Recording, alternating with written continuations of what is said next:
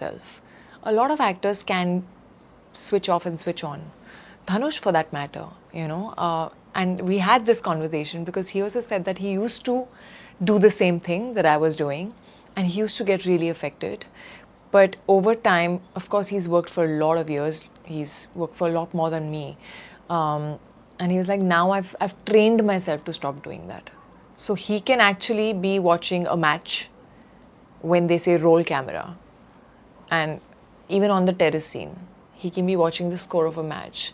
And the moment they say action, he's in it. Okay. And then he's out of it. So I'm still trying to train myself. So in a way, you prioritized your mental health over a potential great performance. I think you just have to train yourself to find other ways of getting there. That's a great way to look at it, yeah. Yeah, like I feel like I can sort of find other ways, and I need to get more into the character than me. Yeah.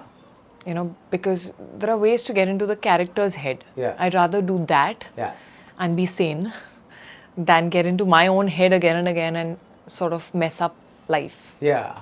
But thank you, Kriti, because that's really the best explanation of emotional memory acting that I've heard, because I know people get into the zone, but the way you explained it, that sometimes it's the switch on, switch off, sometimes it's you can't access that memory, you use other things. I mean, that was, you really took us through it very well, so thank you for that. Thank you. Did you use emotional memory at all in Tere Ishk Mein? No. Okay. At all. So it was switch on, switch off. It's not switch on, switch off. Like I'm not someone who can watch a match and be, in it. Right. I need my a minute before an important, intense bit. I need to kind of, sometimes if it is a very serious scene, I don't like in the vanity joking around too much. Right. So I'm sort of, like I try and put myself in low energy mode or low emotionally by doing other things like not talking much or, but I'm not damn serious. I'm not very like, people are scared to come around me. No, but I won't joke around maybe if it's a very serious scene. So yeah, I did try to find other ways to get there. Right. So I mentioned the terrace scene, but even before that, like just to vaguely acquaint people that may not have seen the movie, you and Dhanush have been in a relationship, a kind of situationship, let's say, or whatever it is. Not even a situationship. Yeah, okay, we have that's a very long conversation, but let's not go there. Okay, so, but okay, whatever ship it is, you were in that ship and you're meeting him after a very long time.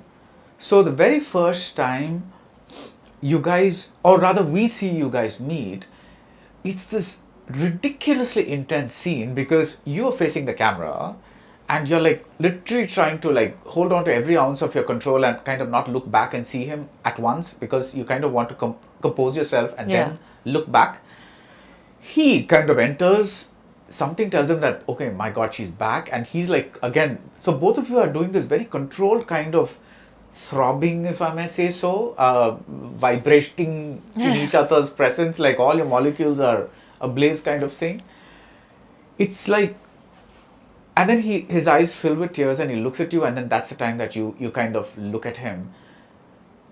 How did you guys get through that? I mean, was it for him, you're saying it's just a switch on, for him you're saying it's just a switch on, switch off thing? Yeah. Right. For you, what was that? No, for him it's a switch off, switch on thing, but I also realized that he's also a very prepared actor. Right.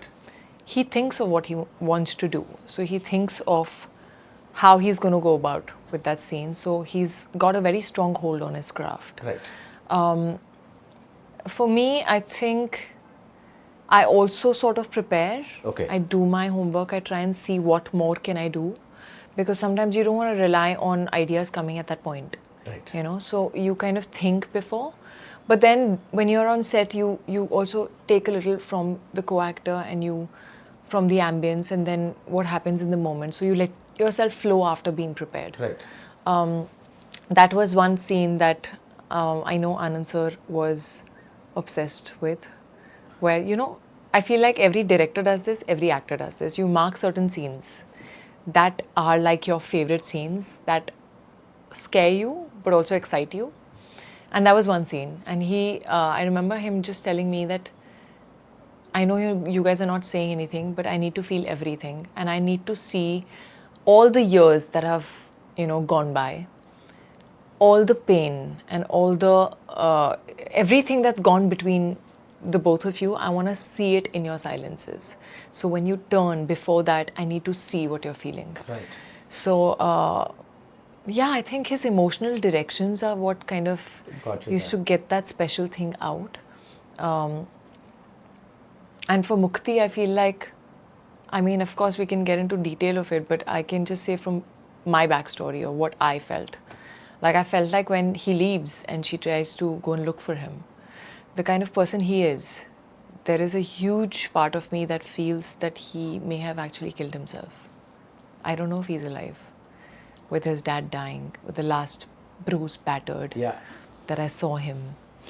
I don't know if he's alive. And for her to know firstly he's alive, and then she's hearing his voice after so long, and now she doesn't know how to look at him. But she has to. So it was all of that and more, which I think just beautifully translated. It didn't take too many takes. So. Oh wow, okay. Yeah. How many takes do you remember? Him, one.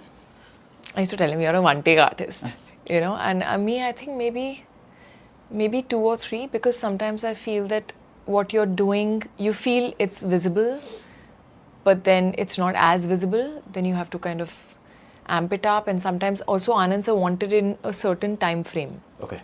He wanted to keep the whole reaction and then I turn. Okay. So he didn't want it too long, but he didn't want it too short. So all of that. At what point